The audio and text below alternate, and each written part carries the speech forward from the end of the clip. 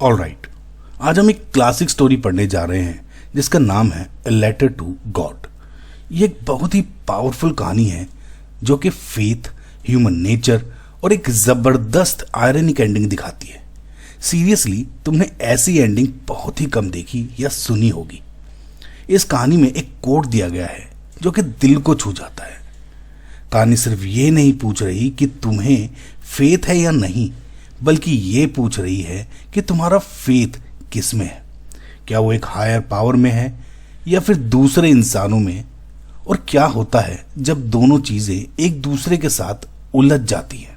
तो चलो सबसे पहले सीन सेट करते हैं और अपने मेन कैरेक्टर से मिलते हैं, लेंचो। लेंचो की पूरी दुनिया उसके खेत और मौसम के आसपास घूमती है।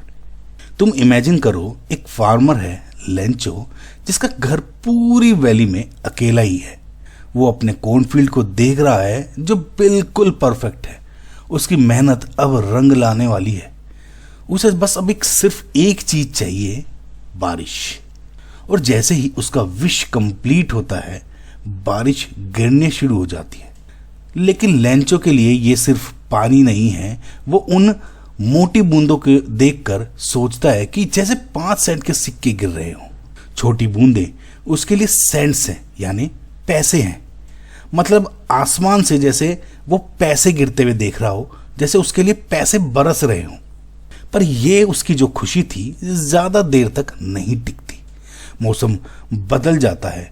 बारिश के साथ आती है तूफान और ओले, यानी हेलस्टोन्स। कहानी कहती है कि बारिश जैसे नए कॉइन्स थे, तो ये ओले या हेलस्टोन्स जैसे फ्रोजन पर्ल्स की तरह हैं। बेहतरीन डिस्क्रिप्शन है ना, पर कितना तबाह कर देने वाला सीन। पूरा खेत जो अभी कुछ देर पहले उसका फ्यूचर था, एकदम सफेद हो जाता है, जैसे नमक से ढक दिया गया हो। कौन गायब, पेड़ों पर एक भी पत्ता नहीं बचा। लेंचो कहता है कि अगर बिब्लिकल प्लेग ऑफ लोकस्ट आता, जो कि बाइबल में दिया गया है, तो वो सिचुएशन भी जो अब ये सिचुएशन हो रही है मेरे साथ, उससे भी बेहतर होती। मतलब उसका सब कुछ तबाह हो गया था। अब सवाल यह है कि जब सब कुछ खो जाता है तो इंसान क्या करता है। अक्सर लोग ऐसी स्थिति में निराशा में चले जाते हैं, लेकिन लेंचो के साथ ऐसा नहीं हुआ। उसके पास एक प्लान था, एक बहुत ही अनयूजुअल प्लान। उसकी एक ही आस थी, गॉड। उसे पूरा विश्वास था कि गॉड सब देख रहे हैं और वे उसके परिवार को भूखा मरने नहीं देंगे। इसलिए वो सबसे प्रैक्टिकल काम करता है जो उसे समझ में आता है। वो गॉड को एक लेटर लिखता है। उसमें लेटर में वो 100 पेसोज मांगता है ताकि वो नए क्रॉप उगा सके। उसके लिए ये कोई गैम्बल नहीं है, बल्कि उसका एक फेथ था। वो इतना पक्का था कि उसे लगता था कि गॉड उसकी ऑनेस्टी को समझेंगे और उसकी बात मानेंगे। लेटर पोस्ट हो जाता है और अब वो पोस्ट ऑफिस में पहुंचता है। तुम सोचो कि एक लेटर जो कि सिर्फ गॉड को एड्रेस किया गया है, ऑब्वियसली सबका ध्यान खींच लेगा, राइट? पोस्टमैन उसे देखकर हंसता है और अपने बॉस को दिखाता है।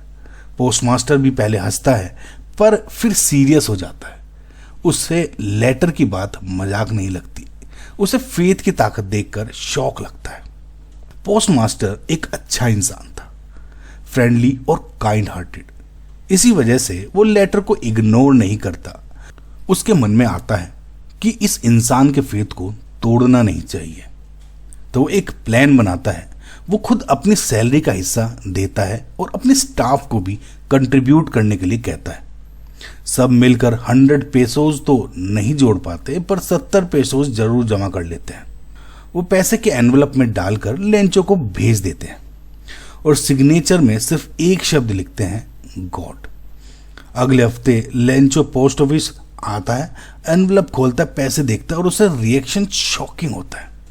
उसे जरा भी सरप्राइज नहीं है कि उसमें पैसे आ गए, क्योंकि उसके लिए तो ये ऑब्वियस था, गॉड उसकी मदद करेंगे। उसके लिए कोई मिरेकल नहीं था कि एनवलप में पैसे हैं।